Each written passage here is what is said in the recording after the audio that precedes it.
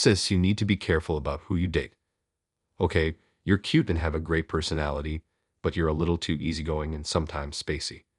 You could get taken advantage of by the wrong kind of guy. You know, you really think you should be with a loser like him. He's just a deadbeat, good for nothing in society. You should break up with him right away. I was dismissed by her younger sister and looked down upon as a deadbeat.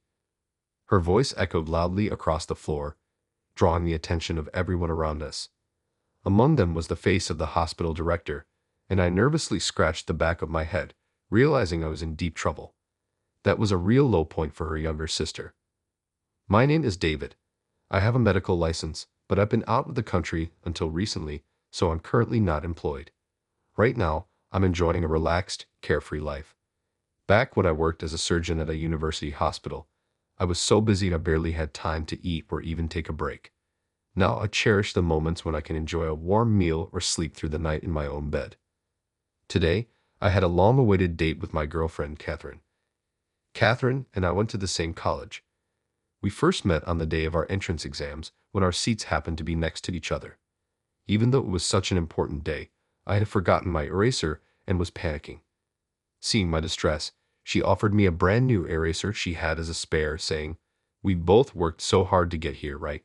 We should help each other out at times like this. Please don't hesitate to accept." With that kind gesture, she seemed like an angel to me, and I began to fall for her. Luckily, both Catherine and I passed the exams and we reconnected at the orientation. She recognized me, and we became friends. From then on, my actions revolved around her. I always made an effort to strike up a conversation and being friends, making sure to sit close to her during lectures. I researched everything she seemed interested in so we'd have common topics to talk about, and I even studied fashion to make sure I looked my best.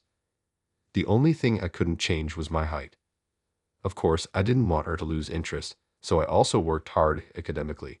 Thanks to my relentless studying, I was able to consistently achieve top grades in our class, and Catherine began to rely on me more and more.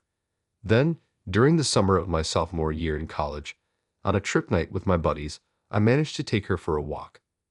It was a moonlit night, still a tad humid. The lodging was conveniently located just a short walk to the beach, so we headed towards the ocean on foot. The nighttime sea was in stark contrast to the bustling daytime. It was tranquil, with only the sound of the waves echoing.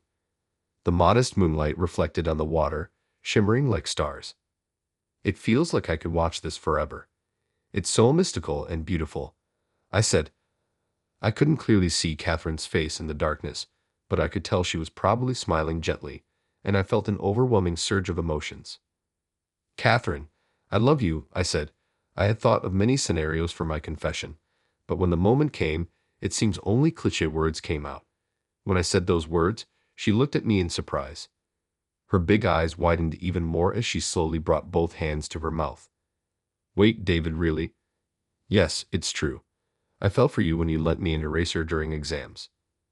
"Please be my girlfriend," I said, bowing my head and extending my right hand towards her. It felt like an eternity, but it was probably only a few seconds. After a brief pause, when she touched my hand, I abruptly looked up. She seemed momentarily taken aback, but soon greeted me with a smile. "If you're okay with me, I'd love to. I've always admired how dedicated you are, David, and I thought you were cool." "Really?" "Yes, really. Let's make it work," she said. With that, she bowed her head to me. In return, I also bowed, and the two of us found ourselves repeatedly bowing, which became comical, and we shared a laugh. From that day on, we've been together. Over time, because we've been together for so long, our ways of thinking have become similar, and sometimes we're jokingly referred to as an old married couple. But I always find myself falling for Catherine all over again. Even today, seeing her happily holding a cup of hot chocolate, she looks so adorable. Her burgundy knit sweater, her black flare skirt, and her houndstooth scarf all fit her as if they were custom-made. Could it be that this entire world exists just for her? Maybe Catherine truly is a goddess. "David, what have you been up to since returning to the States?" After sharing most of my recent life, Catherine, tilting her head slightly, asked me that. Her gesture was as endearing as a small animal. I wanted to shout to the world how cute she is. Suppressing such thoughts deep within my heart, I answered nonchalantly, "Well, I haven't settled down yet, so I'll be living in a hotel for a while. Can't really splurge since I have no income. After all, I'm unemployed now." "You actually call yourself unemployed?" She laughed amusingly at that. I think her smile is a national treasure. No, a world treasure. I wish I could buy it with all my wealth. "I'm not working, so no income." As I made that self-deprecating joke, she laughed. "Such precious moments, I wish they could last forever. But life isn't always that kind." "Catherine." Suddenly, a voice clearly aimed at us rang out. When both of us turned towards the voice, a woman stood there with a stern expression. She came right next to the table where we were having coffee and started talking to Catherine. "Sis, what a coincidence. A date?" "Oh, Heather. Truly unexpected." "Yes, we're on a date right now. This is David." "David, this is my younger sister, Heather." "Your younger sister? Nice to meet you, Heather," reaching out to shake her hand. She openly looked at me with disdain and ignored my gesture. "Ha, she's ignoring me. What should I do with this outstretched hand?"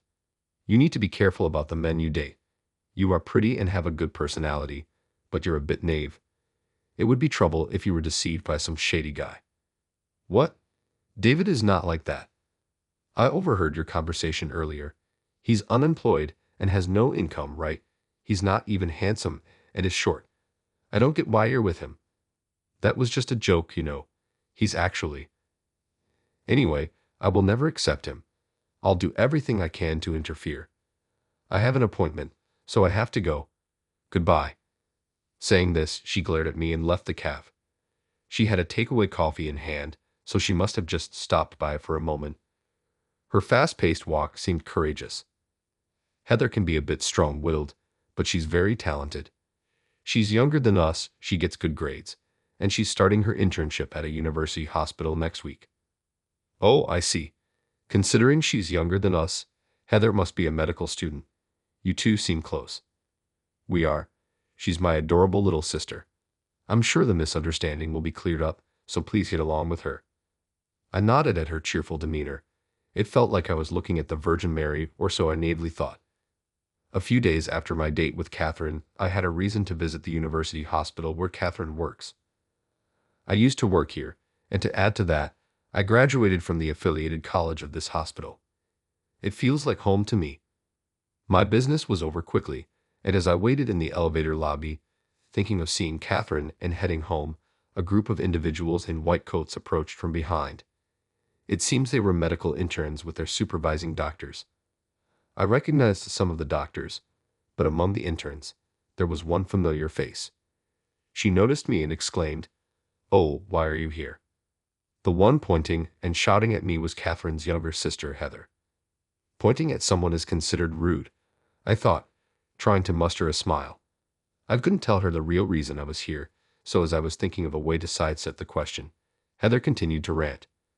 "Did you come to see Catherine? What are you, a stalker? Jobless, ugly, and a stalker. How low can you go? I won't let you near her, you criminal." "Hey, calm down, Heather. Don't call me by my name just because my sister is kind and can be easily deceived. It doesn't mean she's calling for a man like you. Just go home and be jobless. My sister deserves someone smart, hiring, tall, handsome, kind, and capable of doing house chores. The exact opposite of you." "Hey, stop it, Heather. This man is. Stay away from my sister. If you keep hanging around, I'll call the police." "Oh, I don't have my phone because I'm on duty. Is this your doing?" "What are you talking about?" "Heather, calm down, please. You seem really confused." One of my former colleagues, a doctor, tried to intervene, but Heather kept glaring at me. "Look, this man used to be Dr. Abbott, a surgeon at this hospital." "What?" The doctor. Heather looked back and forth between me and the former colleague, surprised. "But didn't you say he was jobless and had no income?" "Well, I had just returned from Germany and haven't settled into a job yet, so technically, I was without an income at that time. But even if you had a medical license, if you didn't have a job, you were unemployed, right?" "That's true, but David will be rejoining our staff as of today," said the person emerging from behind. It was the hospital's director, an elderly gentleman with a laid-back demeanor, who handed me a paper while smiling. "David, you left this behind. Here's your appointment letter. See, it's dated today for your return to surgery. The intern should remember his face. He's a brilliant surgeon who has pulled off numerous complex surgeries. Watching him operate is a great learning experience. Indeed, the reason I came to this university hospital today was to work here again. Director Johnson had graciously sent me off to Germany and ensured I had a place when I returned. The director always believed in my skills and tolerated my whims, but I owe a lot to Director Johnson and need to repay those favors. Hey Heather, you want to be a surgeon, right? You'll be owing a lot to him. Better thank him now while you can, said the doctor standing next to Heather, patting her shoulder. Heather, in shock, murmured, I can't believe it. Well, it can't be helped. I hate to say it about myself, but I kind of look unreliable. Some even say I look just like a student. But no matter how good a surgeon he is, he's been neglecting my sister for so long. I know Catherine's been lonely, so I wanted to see what kind of guy her boyfriend was and followed you. And you seem so unreliable. I've been neglecting Catherine. It hurts when she says that. Heather probably loves her sister Catherine very much. That's why she's so aggressive towards me. If her sister's seemingly neglectful boyfriend turned out to be unemployed, it would make sense for her to be upset. After all, I was the one who convinced Catherine to stay behind while I went to Germany alone. But just as I was about to speak, a chime different from the usual announcement in the hospital echoed throughout. All the doctors present turned pale. Code blue, code blue. All medical staff, please assemble at the cardiology department. Hearing this, I immediately ran. A code blue is broadcasted when a critical emergency occurs and immediate medical attention is needed. Several other doctors and nurses also rushed towards the location. Of course, I wanted to save a life, but I was also filled with a bad premonition. Catherine was visiting the hospital today for a regular checkup because of her heart condition. I thought I'd see her after finishing my own tasks since medical exams usually involve a lot of waiting. Catherine has a rare heart condition, so she needs to go for regular checkups. There are many patients at the university hospital, so I was hoping it wasn't her. Even though I felt that way, the nagging feeling wouldn't go away. And as it turned out, my hunch was spot on. Catherine. Hang in there, Catherine. It was undoubtedly Catherine that the nurse was desperately performing CPR on. She had a ghost white face with her eyes firmly closed. She seemed utterly worn out, and her breathing appeared quite labored. Catherine, what happened? I asked a nearby nurse about the situation. She collapsed suddenly after her examination. We've been performing chest compressions for the past 2 minutes. Asterisk, asterisk, the AED is ready. Got it, let me take over. Please, asterisk, asterisk. Asterisk, asterisk, do Catherine, wake up. Asterisk, asterisk, I took over the CPR from the nurse and kept calling out to her, but there was no change in Catherine's condition. The medical team was bustling around us. It's all to save a life, my sister. Asterisk, asterisk, no way.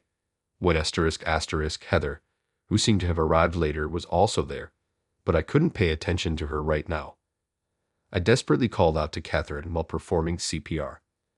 Asterisk, asterisk, the AED is here, asterisk, asterisk. A doctor rushed over with an AED and promptly began to set it up. Asterisk, asterisk, it's ready. Step back. Asterisk, asterisk, an electric jolt was administered with a beeping sound, but the situation remained unchanged. Asterisk, asterisk, Catherine, Catherine, asterisk, asterisk, I continued CPR while waiting for the next electric shock. Asterisk, asterisk, administering shock. Step back. Asterisk, asterisk, after the second shock, Catherine showed a faint coughing response. Asterisk, asterisk, she's back. Asterisk, asterisk, a response meant her heartbeat had returned. A wave of relief washed over everyone present, but it was too soon to relax. Asterisk, asterisk, David, the operating room is ready. Can you do it? Asterisk, asterisk. Asterisk, asterisk, absolutely, let's do it. Asterisk, asterisk, his calm demeanor from earlier was gone. The serious expression came from Director Johnson, the hospital director. Director Johnson was aware of Catherine's condition and had allowed me to continue my medical duties while also treating her. He consistently updated me on the progress of her condition and her test results. Of course, we'd obtained her permission first. Catherine's condition was rare in the States, so it was largely unclear how to treat it. The only treatment was symptomatic, and it was agonizing to just watch her heart weaken over time. She had accepted her illness and merely offered resigned smiles.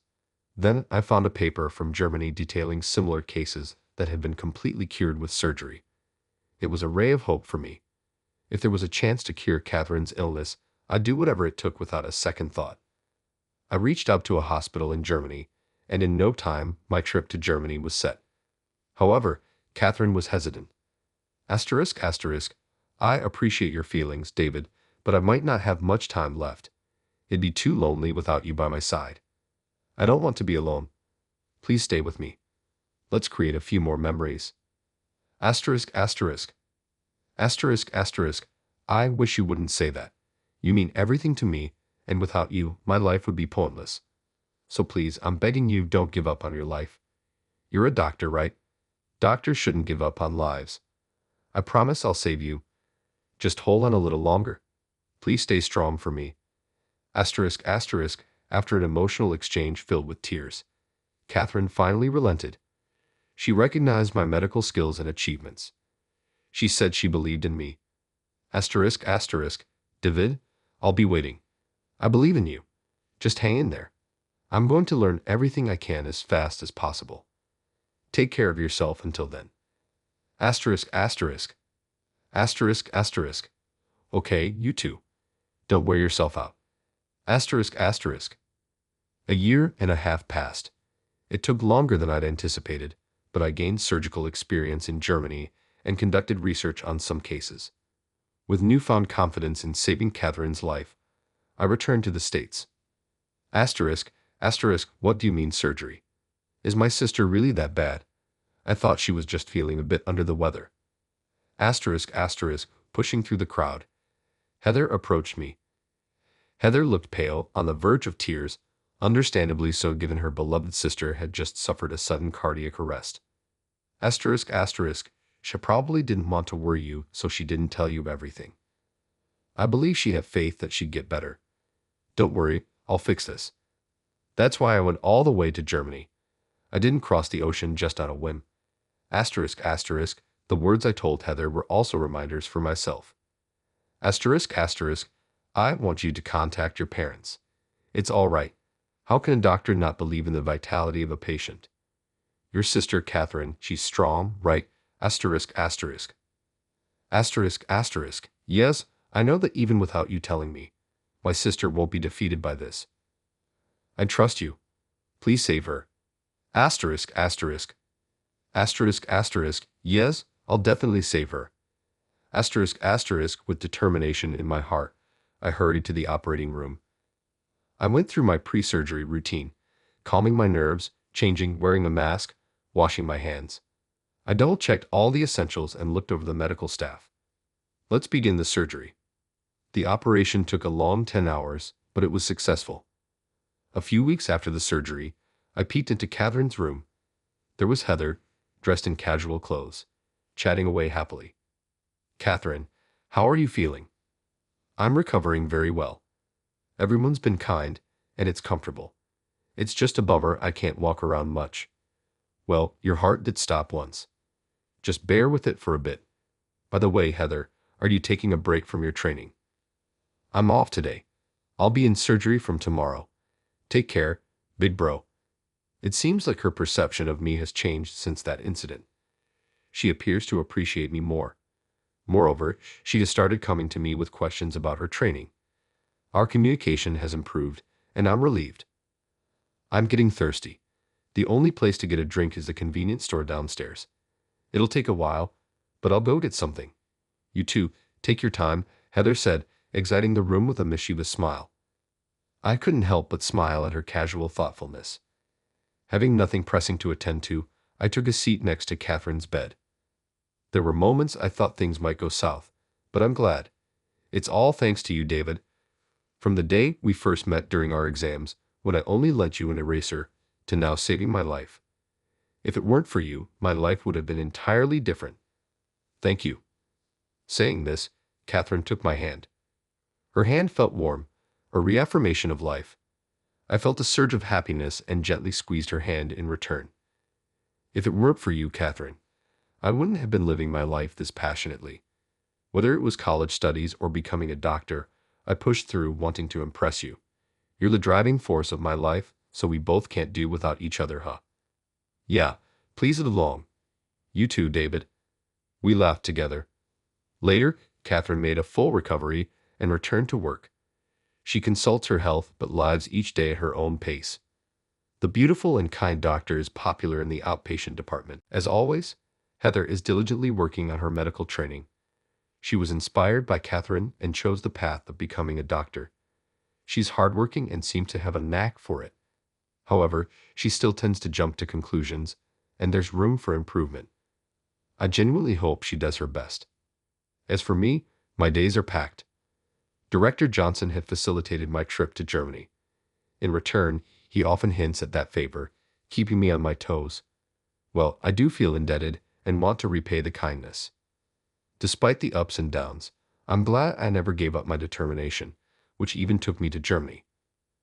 I successfully saved Catherine, but it wasn't just my effort. It was Catherine's will to live, Heather and her family's support, help from the director, and others around us. It made me realize how much love surrounded Catherine. But of course, I believe I love her the most. Every day with the one you love isn't something to be taken for granted. So I'll have to cherish each day. I won't ever give up on our happiness. With that thought, I swore to give my all